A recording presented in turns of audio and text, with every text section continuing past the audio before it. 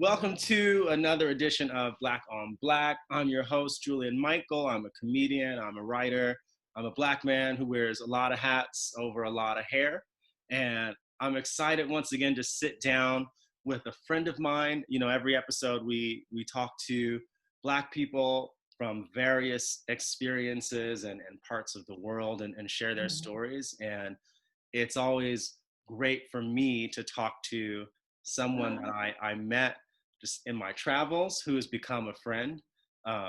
We met in, I think it was 2015 at a stand-up comedy contest in Las Vegas and instantly became friends. You got me to get on that rickety ass roller coaster. wasn't that our second year? That was our second year when we went back, right? Yeah. You're the only person who got me to do some shit like that. I've been told that a lot. I get a lot of people to do things they would never think they would do. I love it. My guest LaTice has been a comedian for many years. She's a Jersey girl. She's been on The Q, on Fox multiple times. I'm excited to welcome you to Black on Black, LaTice Mitchell. Thanks for being here. Thank you. Thanks for having me. I'm just so happy that our schedules finally synced up and we could do this. We've been trying to make it happen for a little bit. Dying to see you. Dying. I love it. So last time we saw each other, we were doing the show, Jackie show. Yeah, no, I'm so glad that you got to meet Jackie. It's one of the silver linings, I think, about being quarantined is worlds that are far apart have really come together online. For sure. Being able to perform with you without having to hop a Spirit Airlines flight. Right? Praise God. I love it. What we doing? All the time. LaTice, my first question for you is just tell me a little bit about how you grew up. What was life like for you growing up? Oh, all right. So let me see. I was born in Camden, New Jersey, right? And my parents were married when I was born. And shortly after that, I guess when I was like maybe a year and a half or so, we moved out of Camden and, well, no, I won't say a year and a half, maybe like age 3 or 4, kind of moved from Camden into like the suburb area of New Jersey. Not that far from there because I went to kindergarten in Camden and first grade. I remember my first grade teacher, Mrs. Monk. And so I was still doing that. But then once we like got situated by second grade, I started going to school in this place called Laurel Springs. It's not far from like Lindenwood, Clementon area, and predominantly white area. And that was the first cul-de-sac I lived on, actually, ironically, which came back later. And I started doing, when I started doing comedy, I started talking about cul-de-sac. But it's funny because I was like, oh my God, that was my first cul-de-sac. So, so I just remember second grade, or was it third grade? One of my teachers, I remember I was the only Black student in this class, and I actually had to be removed from this class because the teacher did not want a little Black girl in her class. So that was the first time that I didn't understand what it was, but I just knew she didn't like me because there was no other reason for me to be transferring to another classroom. Yeah. So when I got to the other classroom, my godbrother was in the other classroom and friends that I knew. So there were like 3 or 4 of us Black children in this class of like 25 or 26 predominantly white kids. And so thinking back, like I just remember that like she tried to like separate me at first, like, oh, you have to be in a special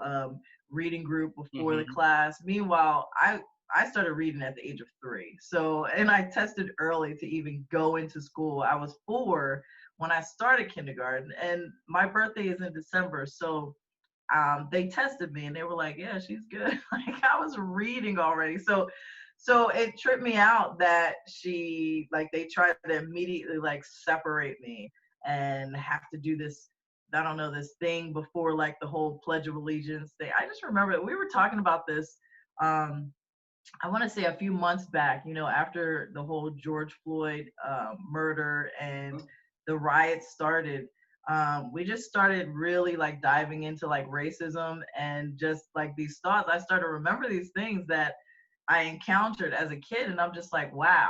Mm-hmm. So fast forward, I remember, so I lived in Lindenwold for a while, and I remember having like my friends were white, you know, and but I remember at like around 11 or 12, like the friends that I had known for years, all of a sudden they started calling us niggers. And Wow. I'm like, Wow. where is this coming from? Like, but we had like been in their like played in their house, and we're like, you know, sleepovers and all this, and then all of a sudden it was like this whole divide, like, well, you're black, we can't play with you anymore type thing. And so it was just a whole weird thing. But meanwhile, you know, I'm going through school, junior high school, we all walked together.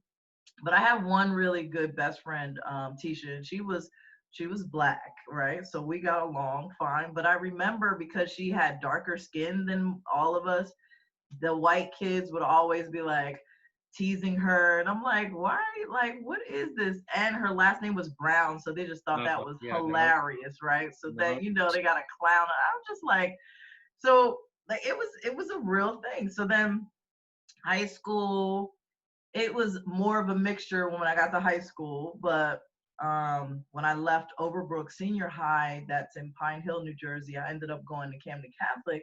So that was a whole nother thing. But there was more black kids, but there was a definite divide. I can remember, like, you know, but I was friends with everybody. So I'm that type of person. I'm you probably picked that up too. I'm not that cliquey type of person, Mm-hmm. right? I try to like, I get along with most people unless they're really assholes. Like, I'm just like, you know, but like I was in drama club, I was in the marching band, you know what I mean? So I had all friends from every walk of life pretty much. So I never, and I remember in fourth grade, I one of my best friends was an albino kid named Fred, and everybody else teased him, and I literally was like, I don't know why they're messing with you, like, we're cool. And he ended up living in my cousin's development, so we would walk like home from school, and I'd be like, oh, cool. But I'm like, they would all tease this little albino kid, and I'm like, what are y'all doing? Like, and this is fourth grade. So I'm just like, anywho, I said, I guess we'll be outcast together. Come on, Fred. so, so me and my little albino friend, but I had like other friends too, but they were like, you know, people ask you, are you friends with him? And I'm like, yeah, he's cool, you know.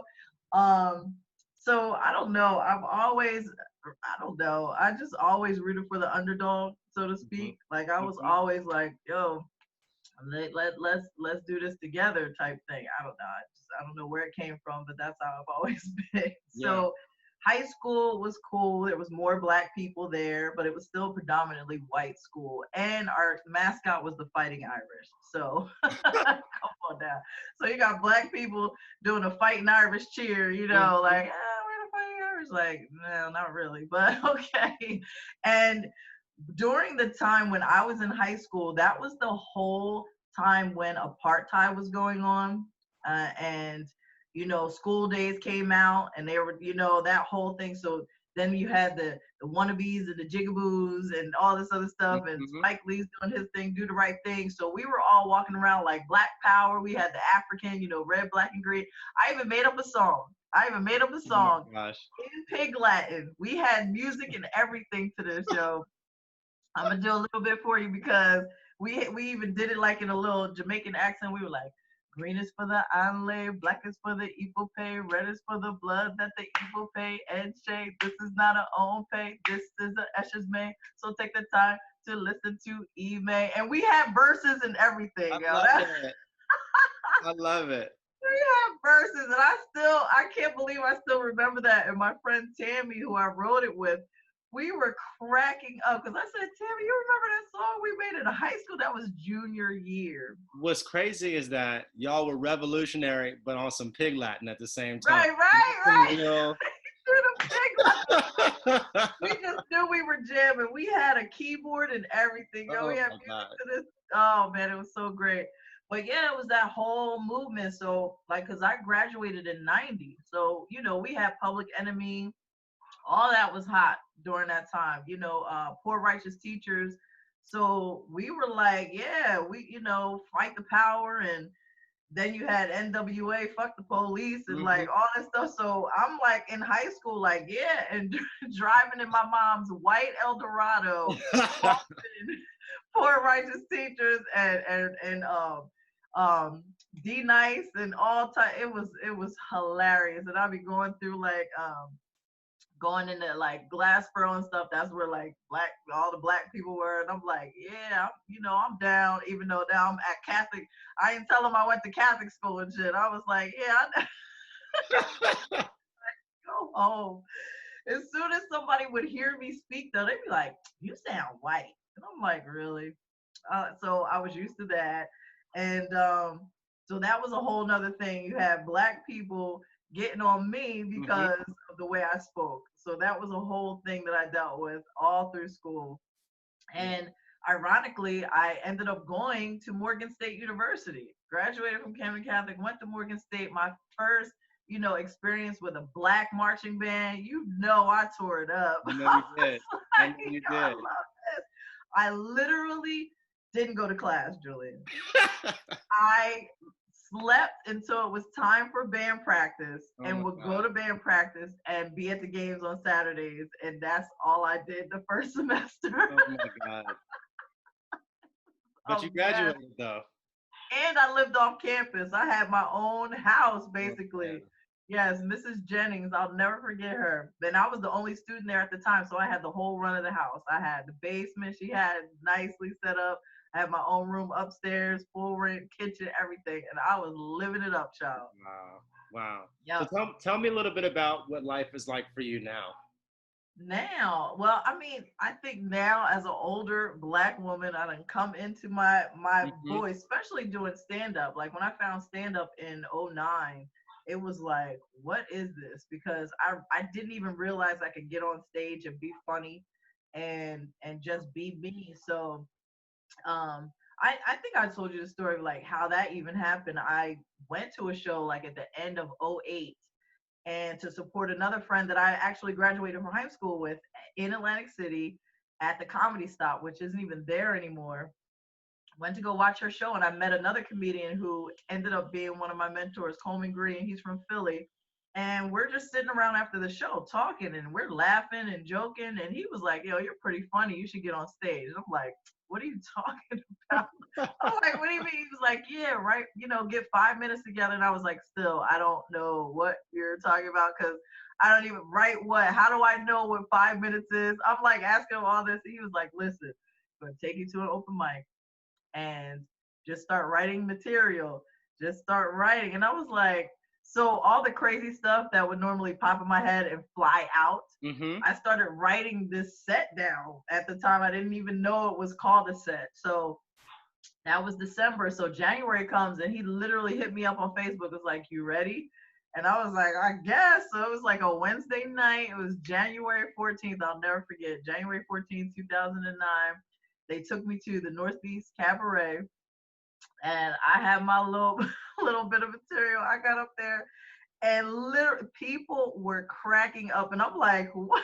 Like y'all laughing at shit I really wrote. Like, what is this, right?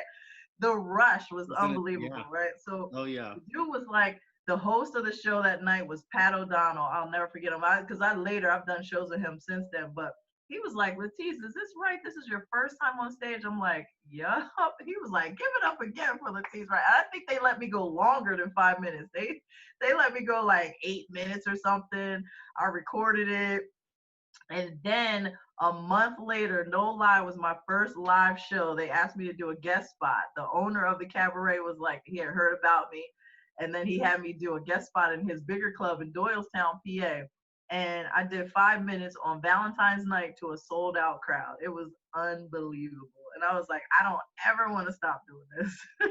That'll make you think that it's always gonna be like that, real Right, soon. right. I know. I was like, ooh, this so oh, and you asked me. So, I've been married almost 17 years Mm-hmm. and my husband is white.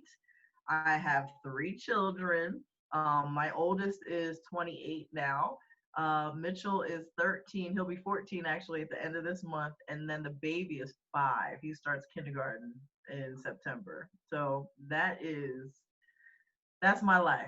That's my life. No, I can relate to the interracial aspect of your marriage, certainly. And I'm curious how the pandemic and just kind of the moment that we're in this country right now has affected Everything. how you, yeah, how you feel about your just Well, generation, yeah, all of it. what's interesting is it was kind of already dissolving Mm, before all of that escalated. So, but it was interesting when that all played out and being in the house and mhm. literally like trapped. But I already felt I already felt that way. Um so it really didn't change from how I felt. Yeah, It kind of like amplified it. And I was like, yeah, I need to go, that type of thing, you know? yeah. But I say, and I started writing material during this time, and I'm literally like, this pandemic either brings people closer together or it's gonna cancel that shit. And Mhm. that there's nothing in between, right? And because you've been hearing like a lot of people are getting divorces. Like, you know how they blast the celebrities info, and I was like, Kelly Clarkson is getting ready to get a divorce. I said, oh, she was stuck in that house in Montana a little too long. Now wasn't she? She really saw who he was, right? Uh-huh. I said, Mhm. ain't that something? A lot of people getting divorces. So it's just interesting. But and but we're raising 2 black boys, Yeah, okay? yeah. So that's important. That's an issue. And I'm like, we have to talk to them. So I really I talk to my 13-year-old more, obviously, and especially because I know all his friends are white. He plays online games with them. Mhm. They talk every day, and I just wanted to make sure that he's aware of things. And like, if anything sounds off or like, don't let them, walk on you. Mhm. Speak up for yourself. I'm telling him, to be careful, but really pay attention to what people are saying. Sometimes people try to disguise stuff as jokes and it's really not. I'm like, everything is not funny. Mhm. So, and they know, and all his friends, they know us. So like, I know who he's talking to, but still, like I said, white people, sometimes they will flip that script and they'll be like, well, these are my real feelings. And you'd be like, where is this coming from? Like, we were friends. So yeah, so I just I talked to him honestly, and I told him he watched the services for George Floyd when that was on, Mhm. and it was important just to even say what's going on, because I'm not far from Philadelphia, so I'm in Jersey, but I'm 20 minutes from the bridge, and like 20 minutes from Center City where everything was happening in Philadelphia. Yeah. So I'm like, I'm Philly adjacent. So I feel obviously like I'm attached to it, especially since I started comedy there. I do a lot of comedy from Philly. And I'm like, yeah, I feel like, so it's important. But I didn't get a chance to do any of the protests or anything. But, you know, we were talking about it at home. It's Yeah. really important. It's really interesting. Even just thinking about my own comedy pathway, which Hmm. has always been sort of skirting the line of making fun of white people and making them feel comfortable. And then when all Yes. this stuff started going down, it was like, this is not a line I want to skirt. I need to be so Right. clear about where I stand. The stakes Yes, are and but see, that's because we're conditioned to do hmm that, to make them hmm feel comfortable, hmm so that we can get the laughs. Because I know I've done that too. But the stuff that I talk about, that stuff is real. Like, you know, I talk about living in Marlton and being surrounded by all these white people, and like, they see me and they're like, oh, like, how did you get here? Like, how did you hear about our town? Like that, people look at you like you don't belong. And I'm like, yo, I've been your neighbor for 15 years. Like, what are you talking about? Right. Yeah. But it's like, it's real stuff. And I remember when my husband and I first started dating, he never saw this, but I would see it. Like, we would go to restaurants, and I'll never forget this one time we walked in, nobody was waiting, right? So we give our name, and they're like, okay, we'll be right with you. White people start coming in, yo. Then all of a sudden they're getting seated and we're not. And I'm like, Mm-mm. did you see that? Right? And he's like, what? So he's like oblivious because Mm-hmm. it just washes right over. I said, but you understand? And I talked to him. I said, you know this, you're going to be dealing with this because you're standing next to me now. You're literally, they only see me. Now I have white women looking at me like, oh, she got one of our men. And then when they find out, oh, he's a doctor, oh, this bitch done took a doctor too. Like, Mm-hmm. hold up. Like, let me, like, I wasn't crouched down in the bushes somewhere and like captured, like kidnapped them and said, come on, you coming with me. You know what I mean? Like, so, but you get that feeling, right? So I was like, we got to go. There's places we've walked out of because they were already acting funny. And now I'm like, I don't even want them dealing with my food. I don't trust them. Mm-hmm. Mm-hmm. I don't trust it. So it's like you have to find places that you trust and they know you. Listen, when my dad divorced my mom, he remarried a white woman, right? Had another son, right? And my mom was livid. When I say livid, when that whole time when okay, so I was 7 when they divorced. My younger brother was 2. And when I tell you, angry black woman, my mom tried to run my dad Oh, over at the Jesus. park when she followed him and saw that he was meeting up with my soon-to-be stepmom at the Wow. time. Wow. Tried to run him down with the car. Now we're in the back seat. This is happening, right? Now, as a kid, you're just like, you don't know what's going on. And my dad was like, listen. So years later, I'm trying to make long story short. At that point, my dad cut off all communication. He was like, he saw the big picture and he Mm-hmm. knew my mom needed time. So Mm-hmm. I did not see my dad for 14 years. Wow. At the time I was 7, it wasn't until I turned 21 and he came back into my life because I was obviously an adult. Then he could actually talk to me. And that's when I found out she did everything she could to keep this man from us. Not that he wanted to, but she did that shit. And then we realized how she brainwashed us, right? So now we in there hating white. She's calling my stepmom like Snow White and all this other stuff and like just doing wild shit. So my dad and I, we talked about that. And my stepmom, beautiful woman. But just the idea of that, it was like, it was tough because you're Mm-hmm. talking about the 80s. So my dad was on the other side of that. Now here he is, a black man, 6'6", with this little petite, blonde-haired white woman, and they make a kid, and he's like, listen, I ain't messing with nobody out there. I'm going to do my job. I'm coming home, this and that.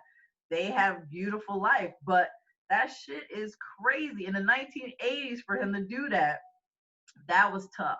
Yeah. So then here I come like, oh yeah, I like him. We're gonna get married. And he's like, you sure that's what you want to do? And I'm like, yeah, I think it'll be okay then. It'll be all right. And just walking like blindly, Mm-hmm. basically. Like this is so when we would go out before we even got married, I'm like, oh, I see what it is. I see what it is. And then, or and then what was funny when I started doing comedy and he would like tag along the shows, they'd be like thinking he was the comedian. That's number one. Mm-hmm. Or, oh, is this your manager? Which I would crack up. I'm like, yeah, right. He wishes. Like, yeah, he's my manager tonight. Like immediately, like they never put us together. Never put us together. Mm-hmm. But also on that side, being a woman in comedy is just a whole nother thing too. So add black to that, but then a woman, because I would go with Keith Purnell, one of my other mentors. I never forget, we were going to the show. Now he's headlining and I'm featured, right? And we got there and they were like, I wasn't even a comedian at that point. They thought I was his wife. Oh, you brought your wife to the show? No, bitch. I'm getting ready to get on stage and I'm gonna talk about your ass, Yep. right? Yep. Now Yep. you in trouble. Cause see, so yeah, it would, and like I would laugh, but I'm like, yo, it's sick that people don't even they don't even think for a second that I could be the comedian getting ready to go on stage sometimes. Yeah. Just wow. Yeah. What would Mhm. people be surprised to learn about you? They would be surprised that I know how to play the clarinet. Played that all through school. I started in 5th grade and played all through college. What else? That I'm obsessed with Miss Pac-Man. Oh That's my one of the gosh. Oh my if God. I go anywhere and I see a Miss Pac-Man machine, it's a wrap. I'm like, all right, y'all go ahead. I'm gonna be over here playing. And people are like, are you for real? Yes, I'm for real. And if you want to play me, try it, but you're gonna lose. Like, That's awesome. yeah. Awesome. What does blackness mean to you? Oh my gosh, there's so much. But I think if I could sum it up with one word, I would just say astounding. Mm, That's what blackness means to me. I like beautiful. We come in so many different shades and like ethnicities, and there's so much richness to our culture that like I love talking about my ancestors. I love talking about like where my family is from. I'm still actually learning some more things too. mm-hmm. Like, now that they have all that 23andMe stuff, but talking to my mom more, and I have a cousin who's like obsessed with our family tree. So she's been like doing some real research, and she's like, oh my God, I found out this. And I'm like, okay, cool. Now she's my cousin on my mom's side, and her grandmother was actually my mom's cousin. So we're like, isn't that interesting? Yeah, Right. I'm gonna have to So meditate on that later to figure that yeah, yeah, because okay, so real quick, so my grandfather and grandmother, I knew my grandfather. I didn't get a chance to meet my grandmother. She passed away when my mom was still in high school. out. But my grandfather Roland had two siblings, Roy and Rebecca. And Roy was my cousin, like the cousin that I'm talking about, that was her dad, Got it. Evelyn's dad. So yeah, so it goes deep, but yeah, so we have a lot. So my mom's maiden name is Bats, and then their side is like the Estradas and all this other stuff. It is so deep. And then from my dad's side, I have like Asian descent from, because his people actually came from California area, but he was a army brat too. Like he traveled around. He lived in Germany, and but yeah, before he even met my mom, he was actually in Europe. So in the late 60s, early 70s, he didn't even know all the stuff that was going on in America with all Wow. the civil rights stuff. So when he came back over to America, he was like walking into like the whole riots and all this other stuff happening. And him and my mom met actually in Texas, which is where his family was at the time, like Tennessee. My mom went to school down there, so they were in Texas and met like in, I guess, 70, 69, 70, and then I was born in 72. Now I'm telling my age. But yes, I will be 48 in December. Can you believe that? I'm No, super excited. no. I'm hyped, yo. I'm already thinking about my 50th is in 2020. You know I'm gonna turn out, right? Yeah, I mean, shit. Anyone who's had any kind of milestone, anything this year, owes Yeah. themselves a celebration. So you got a Yes. couple years to Yeah, I get have in time to there. plan this. I'm planning a big shindig. I love it. Um, I love it. What does America mean to you? Oh, see, now that's not such a happy answer to me. America. America.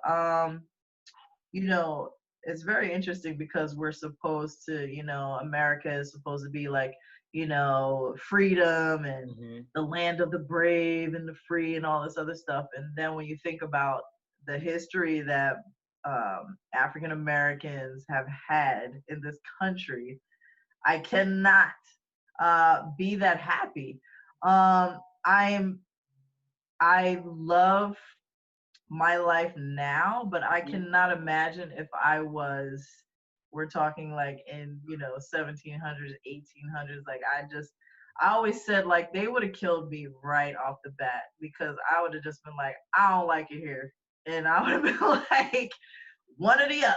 Mm-hmm. No, I would have been right with Harriet, like leaving, because I just, so when I think of America, I think of the first word that comes to my mind actually is divisiveness. It's very divided. Yeah. And I try not to focus on that because, you know, what happens is you end up in your little bubble, and you create this bubble because you try to stay positive. You know me, I try to stay positive. I post a lot of motivational stuff because Mm-hmm. I'm trying to keep myself motivated too. So I like to share things that I read and that I see because I'm like, I know someone can use this, right?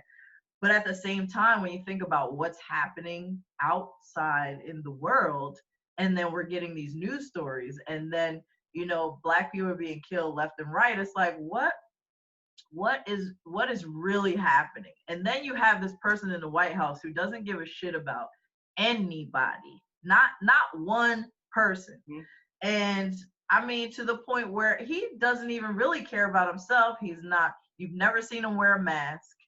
You know, he's not listening to scientists. He done cut the funding for damn near everything. Now he's going over after the postal service. Mm-hmm. Like, so it's so blatant now that it's like you're shocked, but then you're not. You know what I mean? Like it's really like, is he really doing this? Of course he's doing this. That's my inner dialogue every day, Every day. Yeah. every time I see something. But what I do is I make it a point not to watch him. I don't watch clips of him. I don't watch any news that has anything to do with him. If I get a little article or something and there's a headline, cool. But I refuse to. I don't even want to hear his voice. You know. So I'm just hoping and praying that we do what we need to do in November Yeah. to get this fool out, to get him out for real, because it's just so out of control. Like, what else can we say or do at this point? Like, I don't know. Like, what do we have to do? Like, he doesn't care. People are being killed. He doesn't care. People are being tear gassed. He doesn't care. Like, you know, and I just see, like, I can just see like tanks coming down like streets on his command. Mm-hmm. Like, It it's happens. Yeah. crazy. Mm-hmm. Mm-hmm. What does God mean to you? God, you know what? I've just probably more recently over the last year or so, like really reconnected with my whole spirituality, my whole um, thought process. And not even before that, I had found meditation, right? Mm-hmm. Probably 2014, 2013-ish, 2014. And really understanding like how to visualize and focus on what you want. And I remember saying something. I remember saying, "Oh, I'm going to have a job by the end of August, this particular year or whatever." And sure enough, that job came. And I'm like, there's something to this. Well, there's something to this. If I focus and I say what it is I want and have the intention behind it, Mm-hmm. things start to shift.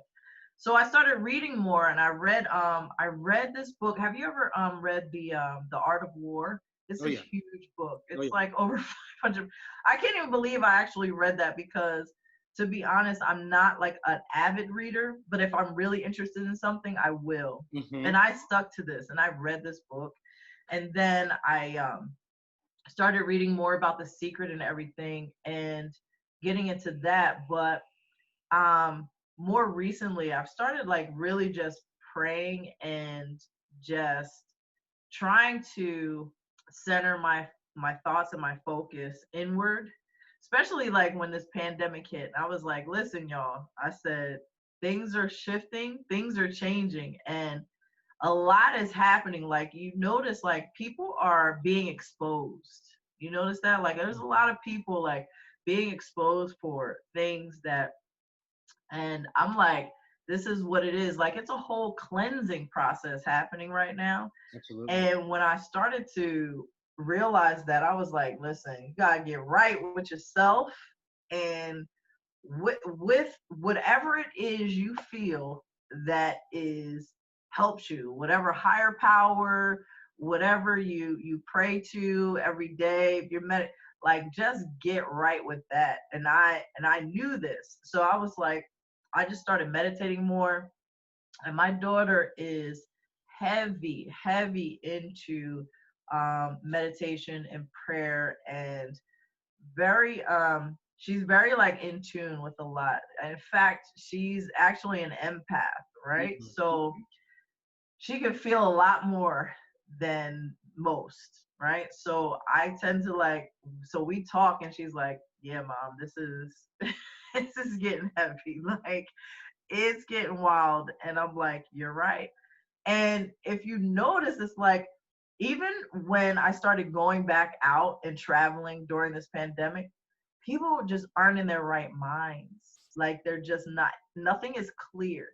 A lot of people are confused, and it can be a scary place to be in if you're not centered, if you don't like really just go in. So God to me, um, I would say it means serenity. It Mm. means peace to me. It actually means a wholeness that I'm actually trying to strive for at this point. Yeah. That's where I am with that. How can people support you? Oh, I don't know. Like, just follow me. I don't know. Now with social media, it's like we're always like begging for likes. I feel like we're like, we're like begging for likes. We're like, hey, I'm over here. Uh-huh. You make Uh-huh. posts, but as a, in entertainment, we have to do that. But I think even during this time, I think supporting people is just being there, or you know, in an inbox message, hey, just thinking about you, or hey, just saying hi. Like, people need that, because it's not, we're not seeing the same people that we would normally see. Some Right. people haven't even gotten on Zoom yet. I did a Zoom show. Yeah, I just did Jackie's show again, and one of the comedians was like, "This is my first Zoom show," and I hadn't seen him in so long, and I was like, "Oh my god, I'm so glad you came on." But he was like, "Yeah, I hadn't been doing anything, just with my family." He's like, "Now I'm in the garage. I got this thing set up. I got these lights blinding me." I was like, "Yeah," but I'm like, we've been. I don't like shortly after the shutdown, like I think I started on Zoom like in April. So I was like, yeah, I'm on here. Like, let's do this. Like, so I still had that outlet. But some people have still only been with their families. Like, Mhm. some, I know people have not left their apartment in South Philly. I'm like, what? I said, I just couldn't do it. You know me. I'm like, yo, I gotta get the fuck out of here. Like, let me tell you, no, and it was crazy because I think I lasted, I swear to you, I lasted probably like 2 months, or it got to about 2.5, almost 3 months. And I literally got in my car in the middle of the night, and I was like, I want to listen to my music. I just want to Mhm. drive. And the Mhm. streets were empty, and I parked my car in an empty lot and just sat there. And literally like sat there till the Yeah. sun came Yeah. up. It was like 5, 6 o'clock in the morning, and I was like, I don't care. Like, I'm gonna do that. Like, I just had to get out of the house. I was like, I'm about to kill everybody in here. Let me the fuck out. I was like, no. I And my husband understand. was like, oh, where were you? Don't listen. I got my car and I drove. That's all you need to know. Like, Mhm. I can drive, okay? Leave me alone. And see, he hasn't felt it because he's been going to his office the whole time. Yeah. Thankfully, we haven't been up in this house like that. But I say, you don't know what it's like. You're still doing your same routine. When comedy stopped for me, I was like, what the hell?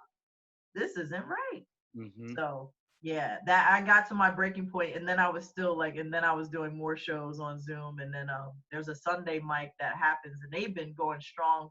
This Sunday will be 22 weeks. They've Wow. been doing this mic since Wow. it started, and they've been raising money for because it really, Fergie's is a place in Philly that normally would have a Sunday mic. And everybody was like, yo, we miss it.